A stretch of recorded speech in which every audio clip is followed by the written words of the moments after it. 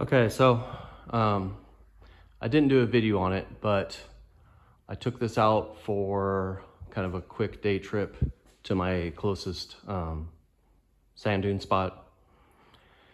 Had issues. I made it a couple 100 yards out in the sand. The thing was running awesome, and then it just totally crapped out.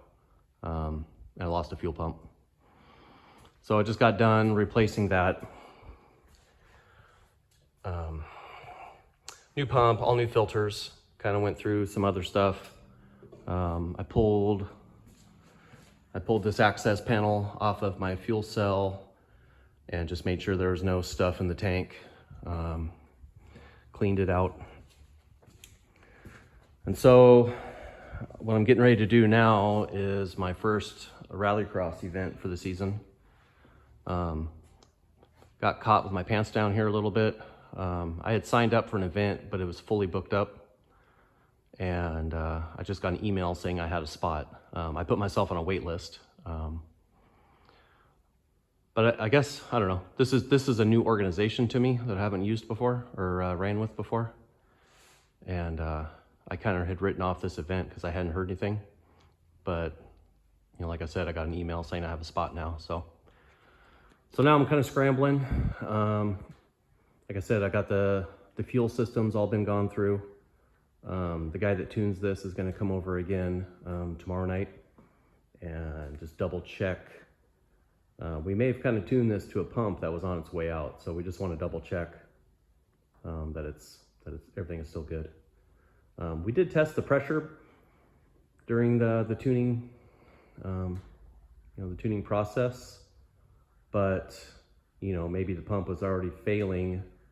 Still at that point, it was producing the adequate pressure, but we couldn't really. Well, I guess we did. We zip tied my fuel pressure gauge to a windshield wiper and went out and ripped it a little bit, but you never know. So we're just gonna double check, make sure that's all good. So what I'm working on now is kind of getting this thing a little more rallycross friendly. These guys are pretty strict on the height versus width. And as it sits in its normal state, it's about 2 inches taller than it is wide. Or maybe it's more than that. It's 65 wide and about 70 tall. So yeah, quite a bit off. So what I'm doing, I bought a set of 1.5 inch wheel spacers. So that'll widen me out 3 inches. And then I ordered a set of 14-inch springs in the rates that I normally use. And my idea with that is it'll basically drop at 2 inches and keep the, it'll be an easy change because basically I won't have to mess with my crossover nut location or my preload nut or my ride height nut, whatever you want to call it. So I'll just pull this apart, swap the spring, put it together, and then these coils will become loose at full droop.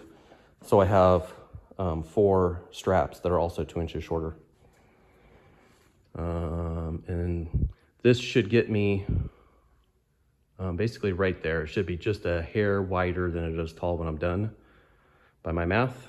And if that's not true, I do have a little bit, in the rear I have a ton of space to bring this up, to lower it. The front I only have about 1 inch, maybe not quite 1 inch. So that's the plan. And then my plan B, if it still isn't low enough, I do have a set of shorter tires. They're really small in comparison. These are 33 1050s. I have on 8-inch wide wheels. I have a set of tires and wheels off one of my other Samurais that are like 215 75 15s on 15 7s. So that'll get me shorter, but also lose 1 inch per side. So I'm not sure that would even do much, but we'll see. I'm gonna bring those with me just in case to make the tech guys happy. Yeah, kind of stressed. I have a couple days to get all this stuff done, you know, along with regular work during the week. But I basically got all the important engine stuff done for the tuner. So now I'm just filling my time with doing the suspension stuff. So I'm gonna get this pulled apart and start looking at making sure my plan's gonna work here. I'd ordered these springs over a year ago for a different event that I didn't end up making it to. So I'm not 100% sure what I even bought. It's been a while, I don't remember.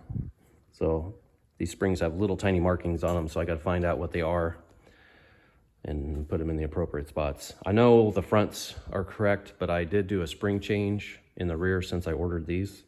So these might be stiffer than what I'm currently going with, but that's okay, because I'm kind of looking for handling anyway. This track I'm going to, I've been at before with a different organization, and there's, historically it's been a jump, but I'm not sure if these guys do that. This is more like rally car type people. So they may not be doing jumps, but we'll see. So I'm gonna start with this wheel, get jacked up, pull this wheel off, pull the bottom of the shock off, pull the strap, pull the coil, kind of attack this one corner at a time with coil, spacer, strap. So here we go. All right, got the wheel pulled, got this spacer on. I figured to kind of give a quick overview of what I'm running here. If you haven't seen my videos, basically everything under this is still Suzuki. So Samurai, outer ends, but sidekick rear third member. I built this front housing. Samurai knuckleballs, all that kind of stuff.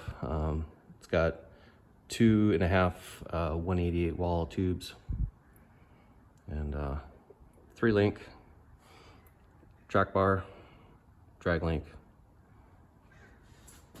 And then on the passenger side, it's got 2 links, one in line with the center line of the axle tube, one up above the pumpkin, and then just like this on the other side.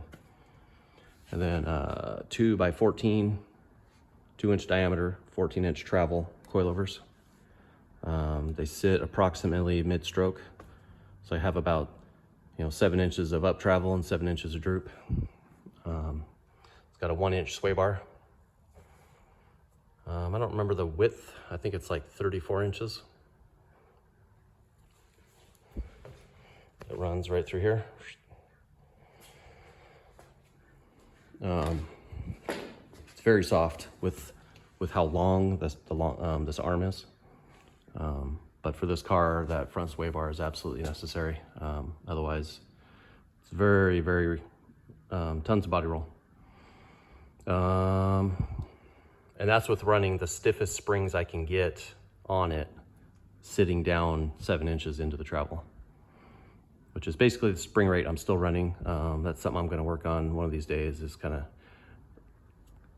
going through my front springs and softening them up a bit, because I can run this super hard in the dunes and I can basically never bottom out the front. So I need to go a little softer. But I went super stiff before I built this sway bar setup on it. So,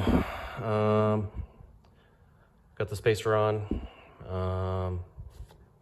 Next thing I got to do is get a jack stand under the axle and then lift it up by the bumper to get this at full droop, in order to get the lower shock bolt loose. First pull the limit strap and then pull the shock.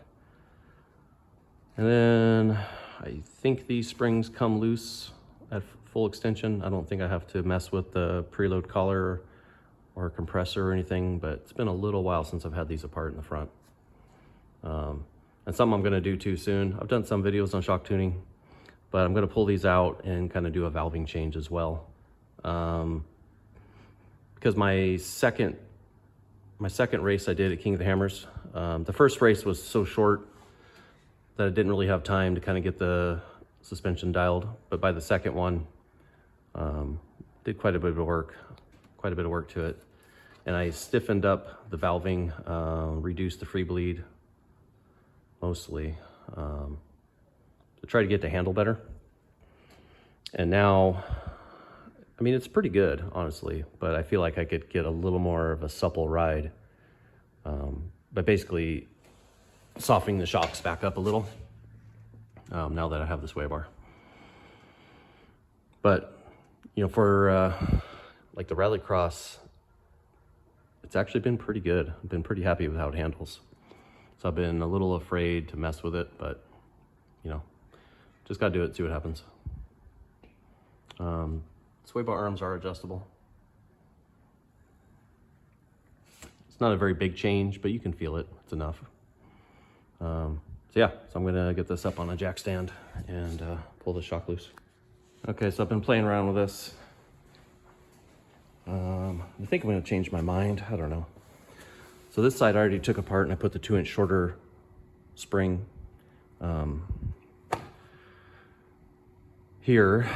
But what I'm gonna end up doing is I honestly don't remember, I can't find my notes. I don't remember what these springs are 100%. So I'm gonna take this all apart and just basically double check what these are. Taking better notes. I've got my preload adjustment measured, which is at full droop, you know, on the strap, how it's gonna be. I measured the free length, well, not the free length, but I measured the length of the spring, the length of the spring. I wrote it down. You know, so this is at right height, the 2 springs. This is at full droop. So I've got just a little bit of preload, and kind of generally spinking in the front. You know, this is for like high speed use, you know, driving fast, like desert type running. You want 1 to 2 inches of preload in the front. So basically what that means is you need to figure out what springs it takes to be at 1 to 2 inches of preload. So right now, you know, if you add these two, I mean, basically this is a 12-inch spring and this is a 16-inch spring, so a quarter and roughly a half. So I've only got about 3/4 of an inch of preload with these springs currently. And I'd like it to be a little softer. So I'm gonna pull it apart, like I said, identify what these spring rates are and see what I've got, you know, in my collection of springs here, and see if I have something that's gonna work a little better. And kind of the main reason I'm doing this, I thought I had shorter limit straps, but I don't. So this is as tight as I can get this. And that's not gonna work, because you can see, if I were to catch air, this bottom spring plate could fall out, and that would be a mess. So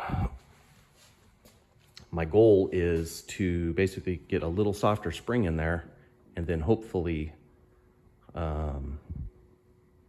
I can get set up to where there'll be more preload, therefore the straps will still be tight at this length. If not, I might weld a new bracket on, we'll see. That's kind of secondary at this point, but so yeah, gotta get these spring rates figured out and see if I've got something on hand that'll work. I believe it's off the top of my head, it's a 200 over 250. And I've got a bunch of other stuff. These are 150s. These are 200s, 250s. And these are basically all tops. I have some 225s. I've got to figure out what these ones are still. And then these are the kind of the oddball length ones I'd ordered. And this is, oh yeah. So this is the bottom spring I did take off. This is a 250. So now that I know the preload numbers, and once I know what this other, I've got to figure out what this top spring is. Once I know what this is, I can do the math and basically get a corner weight figured out. And then I can kind of do some other math to figure out a more appropriate spring rate. So when I get that figured out, I'll come back and kind of show what I'm doing. Okay, so I got it all apart. So it turns out I have a 225 over 250 was my original spring rate, or springs that I had on there before. So, I took measurements. This is where they were at ride height.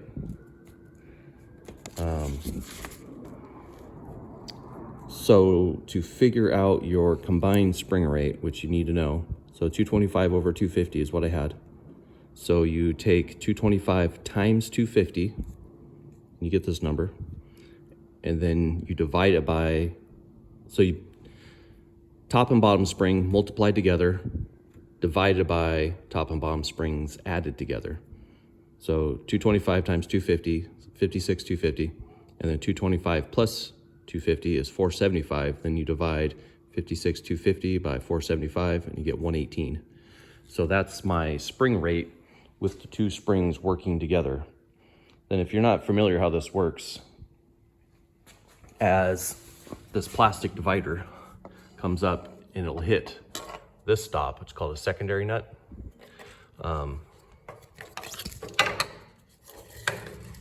This kind of moves because those two springs compress together. Then at a certain point, this will top out, and now your top spring no longer moves, and now just your bottom spring is the only thing that's going to get compressed farther.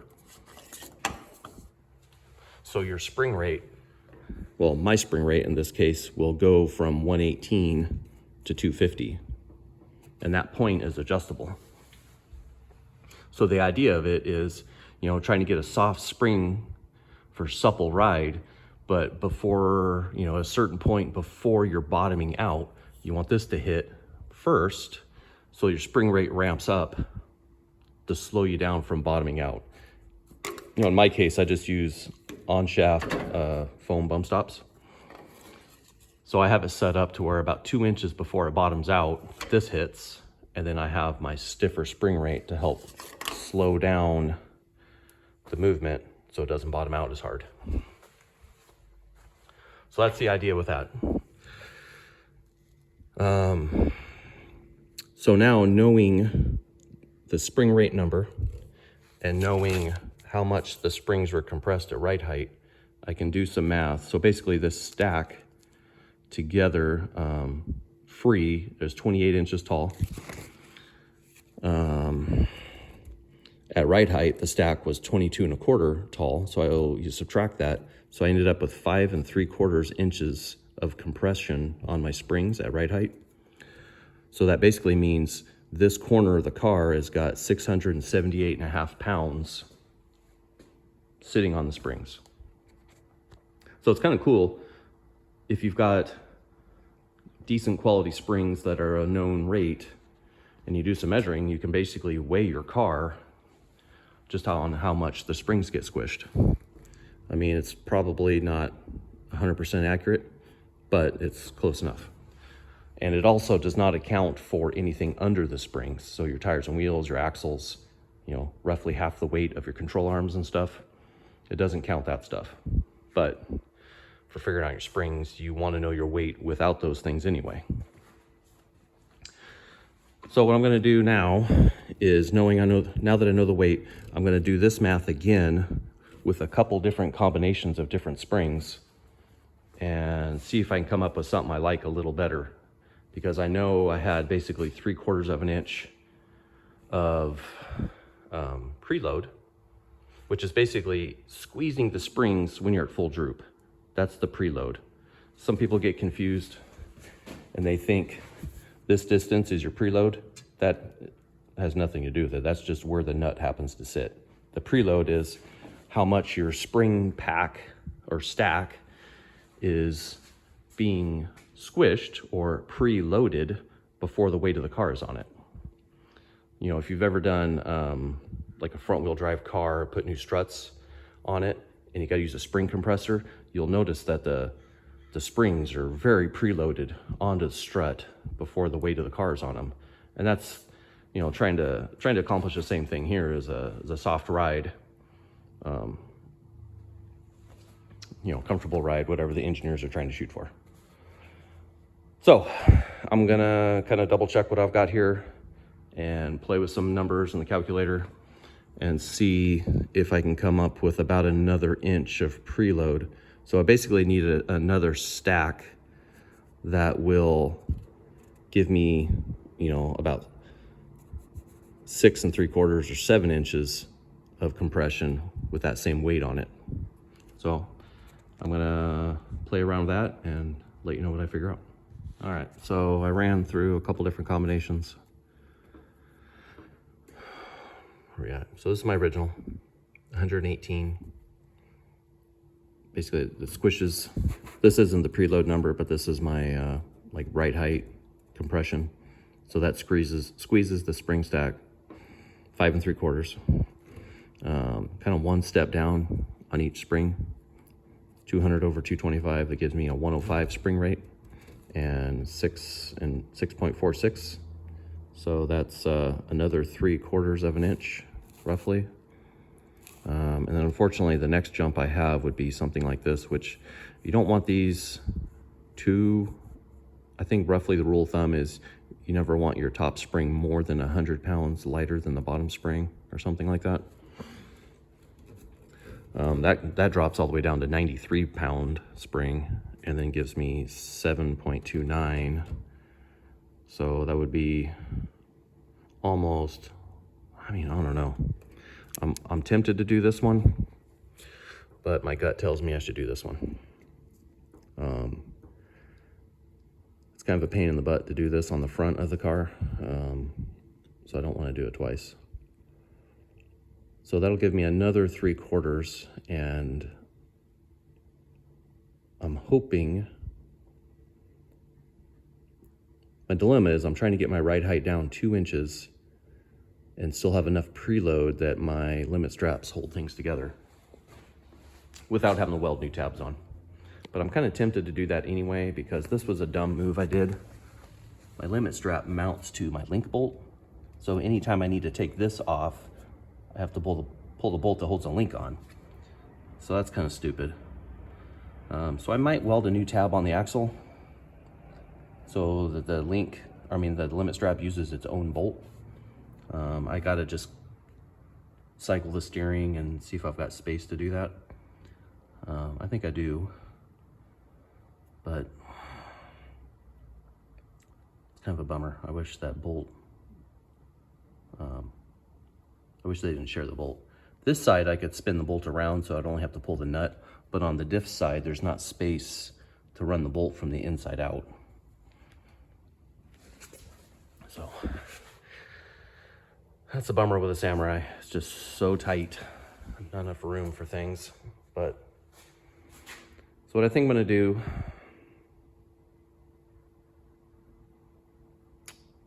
I've got to do a little more thinking, because so if I put this 200 over 225 in at my current main nut position, that's only going to lower the car 3/4 of an inch, and I've only got about a 1/2 inch up I can go with this. I'm really trying to get it 2 inches lower. Shoot. So I may actually go with this. I may go with this one here. The 150 over 250, because that's going to give me almost 2 inches of reduced ride height. And I won't have to really touch my limit straps. And for the rallycross, that might actually help anyway. Having the front suspension softer, you know, especially roll stiffness, kind of helps the car turn in and rotate in the corners better anyway. So I don't know. I'm gonna do a little more thinking. I'll dig through some more stuff, make sure I don't have another set of springs hiding somewhere. I try to keep them in this one bin so they're all together. Yeah, dilemmas. So I'm going to keep goofing around. I'll let you know what I come up with. All right, there it sits.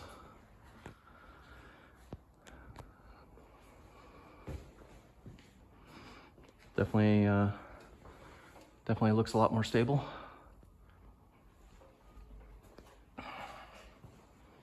Took a little while to get the rear,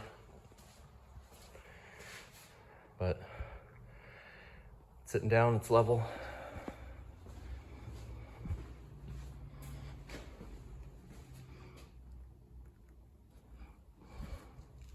It's actually probably a hair high in the rear because this slab is tilted down. This side's a little low. You see my arms have a slight upward angle to them now versus a slight downward angle. So I'm gonna confirm some measurements, make sure it's good. But yeah, it's definitely should be fun to drive now. Should feel like a go-kart comparison. All right, well, I will probably end this part here, and then we'll get some video out on the course. All right, got loaded up, getting some tools and supplies together. Pretty pumped. Actually, I didn't film it, but I hooked up my wipers. I might make a video on that later. They're kind of tricky to hook up. It took me a while to figure out the wiring, but I have kind of a little hand-drawn diagram. There's 4 wires coming out of the motor, and basically right now I just have them hooked up for high, and they don't self-park. To get them to park, you need like a double throw, double pull switch, and I didn't have one on hand when I did it, so it's good enough. It may rain the day of the race. That's why I put the windshield on and hooked up the wipers. I figured it'd be nice to try to stay a little dry. And yeah, so the thing's running pretty sweet. You know, I got the suspension done. I drove around a little bit. It feels pretty stable now. Well, I mean, it's always felt stable, but it feels more stable. I've got the secondary nuts on all the shocks pretty close. So there's just I don't know, an inch or so of up travel before it engages those secondary nuts to try to get it to have less body roll and just feel more planted. So we'll see how it does. I may make some adjustments once we're there, depending on how it really feels. It's kind of hard to tell on the road. But yeah, so we'll be heading out, and I'll try to take some video while I'm there. I may get overwhelmed. This is the first time I've been with this organization at one of their races, so got to kind of get the feel of how things work and get all the paperwork handled and all that stuff. But I'll try to get some video of stuff going on. I've got my GoPro ready to go, so I'll have that mounted somewhere. Then yeah, be heading out. So hang tight.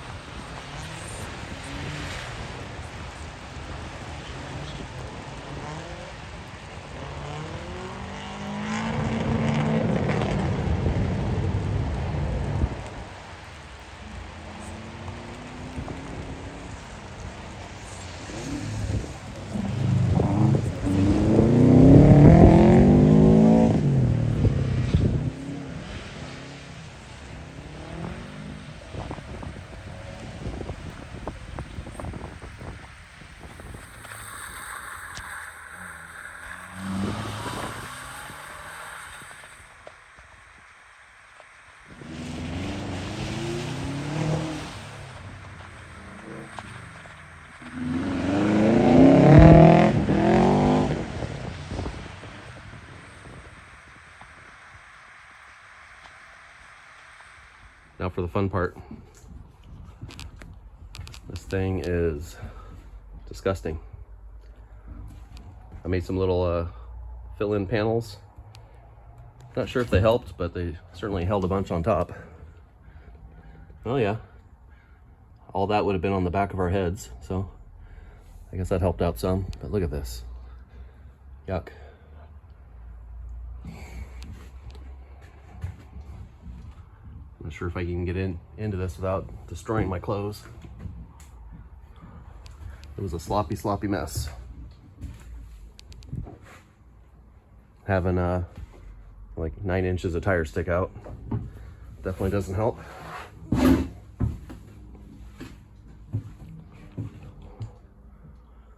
So it was a good day of racing.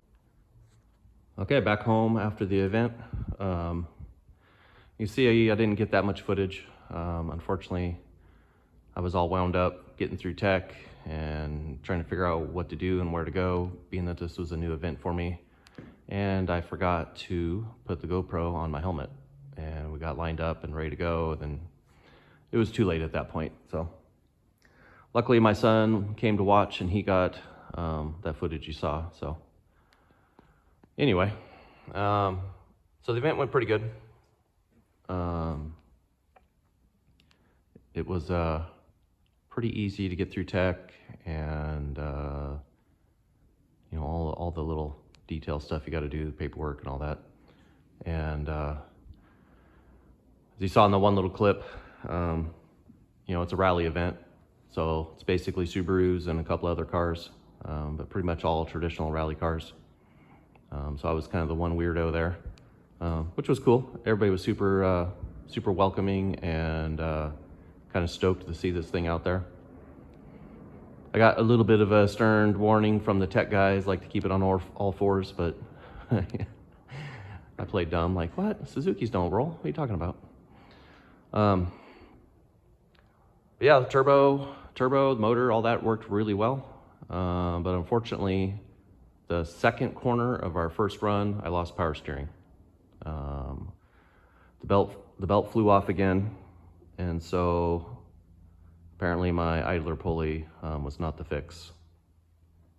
So that was a bummer. I couldn't find my spare, and the way their racing is set up, you get like a 10-minute repair window. And even if I had a belt on me, I don't know if I could have gotten it fixed in 10 minutes. So we just ran with it, just kept going without power steering, which is a real struggle. This thing is really tough to steer without power steering. But we just kept pushing anyway. So our runs were fairly sloppy. Ran over a bunch of cones, but you know, did the best we could. You know, we were there, so I wasn't gonna give up. So we just kept going. And I mean, overall, I think I put down some okay times considering. Visibility was pretty bad. It was raining and, you know, the windshield was muddy, and just did the best we could. A friend of mine kind of rode along with me as a co-pilot. I co-pilot with him in a side-by-side racing series we do, and he co-pilots with me in King of the Hammers and other stuff that I do with this thing. So it's kind of fun, trading off roles. But yeah, the turbo was awesome. So much more power pulling out of corners and stuff. Kind of having to retrain myself how to drive it. So I'm getting used to that. You know, with the suspension sitting down like it does now. The wheel spacers, the stability was awesome. Like I slide into corners and felt totally good. So pretty excited how that worked out. So yeah, I am abandoning this serpentine belt setup. I ordered a set of V-belt pulleys that I'm waiting on to show up, and I'll take this idler back off. Maybe, I don't know, maybe it'll stay, I don't know. But I'm gonna go back to V-belt. They're just, I think for this situation with just a 2-pulley half wind setup, I don't know. I just think I'm hoping it's going to be better. I've done everything I can do with this setup and it's just not working. The alignment, as best I can measure and tell, seems perfect. Looking at it now, I know I got this top section under control. If I had another wheel on the bottom, it would probably be good, but that's just a nightmare. I'm just going to put the V-belt on it and go with that. So those are on their way. I'll get those switched out as soon as I get them. Yeah, besides that, super happy with the car. You know, the suspension, the handling, turbo, work great. So I'm not sure, this race series is pretty popular, and so their spots fill up quick. So I'm going to try to hit one more event at least. And then there's another series I found that's got a lot more like Jeeps and more off-road trucks that race in it. So I'm kind of stoked to try out one of those events. So we're just going to keep making small improvements. I don't really have anything else to change that I can think of other than getting the steering reliable. You know, so once I've got the steering fixed and I'm on, you know, more of a dry, faster surface to race on, then we'll kind of see what it needs next. Once I do have the steering reliable to where I'm not, you know, losing the power, I am going to switch out my steering quickener. I have a 1.5 to 1. It's that little shiny kind of bell thing right there. It's a little gearbox that one turn at the wheel equals a turn and a half down at the box. I have a 2 to 1. So once, you know, I can barely handle it, that quickener makes the effort more, especially when the pump is gone. So the 2 to 1 would have been impossible. But once the steering is made reliable, then I'm going to switch out to that 2 to 1. Because being a short wheelbase, you know, she gets squirrely. Especially now it's got more power and kind of light the tires up more easily. The faster steering is going to come in handy. So, you know, the first thing on my list, I kind of pressure washed it off, but as you can tell, it's nasty. The dash is all muddy. Like it's just mud everywhere. So I'm gonna scrub this all down, get it clean. I've got a sand dune trip next. So I gotta switch out tires and wheels, put the suspension back to where it was. Because I think this low ride height is gonna be pretty rough in the whoops and stuff at the sand dunes. Yeah, that's it. Super stoked how everything's worked out besides the steering. So until next time, thanks for watching, and keep your eye out for the next video.